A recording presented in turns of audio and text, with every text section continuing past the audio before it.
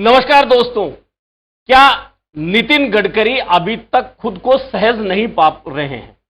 दरअसल लगता ऐसा था कि तीसरी बार मोदी प्रधानमंत्री नहीं बनेंगे, नितिन गडकरी को शायद यह मौका मिल जाए, लेकिन उन्हें यह मौका नहीं मिला और उनके मुंह से, जबान से यह बात निकल भी गई कि मुझे प्रधानमंत्री पद का ऑफर मिला था, आप प्रधानमंत्री बनिए, लेकिन मैंने मना कर दिया। और यह बयान चर्चा में लगातार है। इसके बाद अब नया बयान आज ही आया है नितिन गडकरी का। उसमें उन्होंने कहा है कि रामदास अठावले चौथी बार मंत्री बनेंगे, हालांकि चौथी बार सरकार भाजपा की नहीं बनेगी। उसके साथ ही उन्होंने यह भी कह दिया, हालांकि मैं ये बात मजाक में कह रहा हूं। अब यह उनकी सोच हो सकती है या उनके मन के उद्गार निकलकर सामने आ रहे हैं। दरअसल इसी दौरान इन दो बयानों के बीच में एक बयान और नितिन गडकरी ने दिया और उसने यह कहा कि राजा वह होना चाहिए जिसमें क्षमता हो, सुनने की, सहने की क्षमता हो। दरअसल तीन जो बयान हैं पिछले 9 दिनों के दौरान आए हैं नितिन गडकरी के, वे तीनों बयान कहीं भी भाजपा से मेल नहीं खा रहे हैं। दरअसल हर जगह यह बात चर्चा में थी कि इस बार अगर भाजपा को बहुमत नहीं मिला तो देश में प्रधानमंत्री के तौर पर नरेंद्र मोदी शपथ नहीं लेंगे और शपथ आरएसएस की पसंद से नितिन गडकरी लेंगे। लेकिन हुआ यह कि भाजपा बहुमत से तो दूर रह गई, लेकिन प्रधानमंत्री के तौर पर एनडीए की बैठक बुलाकर नरेंद्र मोदी फिर से प्रधानमंत्री बन गए। और सबसे बड़ी मजेदार बात यह है, जो कभी नहीं होती, किसी दल के साथ नहीं होती, कि किसी दल के संसदीय दल की बैठक सरकार बनने के, गठन के, चुनाव परिणाम के 4 महीने बाद तक नहीं हो। और भाजपा संसदीय दल की बैठक आज तक नहीं हो पाई है इस बात को लेकर कि आखिरकार संसदीय दल का नेता हो तो कौन हो। हमेशा होता यह है कि कोई छोटे से छोटा दल हो जिसके 2 ही सांसद बने, जिसके 5 ही सांसद बने, जिसके 10 ही सांसद बने।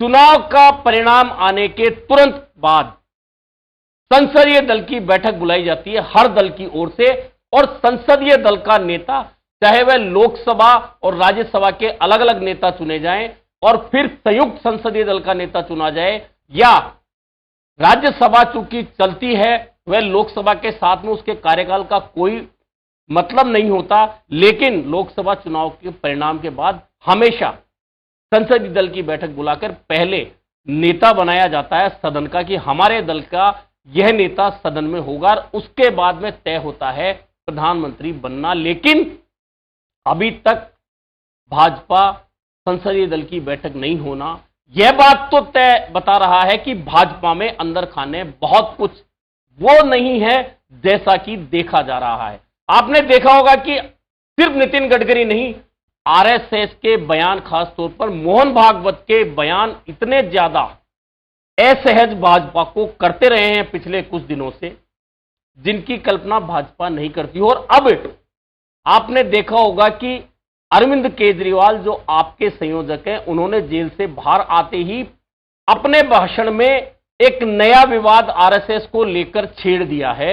आरएसएस से सवाल पूछ लिए हैं भाजपा को लेकर। सबसे महत्वपूर्ण सवाल तो यह पूछ लिया है कि आरएसएस की कोख से भाजपा जन्मी है, यानी आरएसएस भाजपा की मां है, और क्या बेटा इतना बड़ा हो गया है कि मां को आंख दिखाने लग गया? यह सवाल केजरीवाल ने सीधे सीधे मोहन भागवत से पूछा है।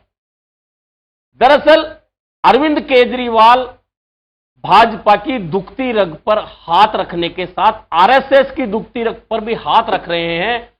और चूंकि आरएसएस इस बार जैसे संभावना थी, और आपको याद है कि चुनाव के दौरान ही, चुनाव के अंतिम दौर का मतदान था, उससे पहले ही भाजपा अध्यक्ष जेपी नड्डा का एक बयान आया था, आपको याद होगा, कि अटल बिहारी वाजपेयी के समय में भाजपा सक्षम नहीं थी, इसलिए आरएसएस की आवश्यकता थी हमें सहयोग के लिए, लेकिन अब हम सक्षम हैं, हमें आरएसएस की कहीं आवश्यकता नहीं है। और उसका नतीजा आरएसएस ने दिया या जनता ने दिया एक अलग बात है, लेकिन कहीं ना कहीं भाजपा और आरएसएस के रिश्तों की खटास वह बयान दर्शा रहा था। और उसके बाद में जो बयान आज नितिन गडकरी का पिछले 9 दिनों के दौरान जो 3 बयान आए, उसमें और आरएसएस के बयानों में समानता है। समानता यह है कि नितिन गडकरी कह रहे हैं कि राजा ऐसा होना चाहिए जिसमें सहन करने की क्षमता हो, और यही बयान खुद मोहन भागवत आरएसएस प्रमुख ने भी दिया था कि राजा ऐसा होना चाहिए जिसमें आलोचना सहने की ताकत हो, क्षमता हो। यानी कि कुल मिलाकर भाजपा के अंदर जो चीज दिख रही है वह अलग है, बाहर जो दिखाई दे रहा है वह सब कुछ अलग है। और कहीं ना कहीं यह जो नया बयान नितिन गडकरी का आया है कि चौथी बार हमारी सरकार नहीं बनेगी, लेकिन रामदास अठावले मंत्री जरूर बनेंगे क्योंकि वे मौसम वैज्ञानिक हैं। यह 3 बयान नितिन गडकरी के उसी असहज स्थिति का बयान कर रहे हैं स्पष्ट रूप से सामने।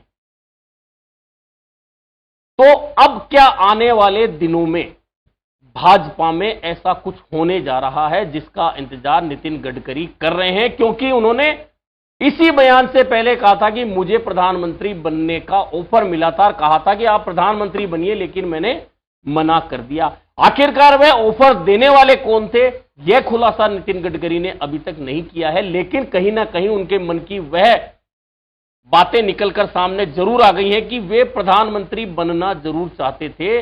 और कहीं ना कहीं आरएसएस या अंदर खाने उन्हें ऐसे संकेत थे कि यदि भाजपा को इस बार बहुमत नहीं मिला तो आप प्रधानमंत्री होंगे।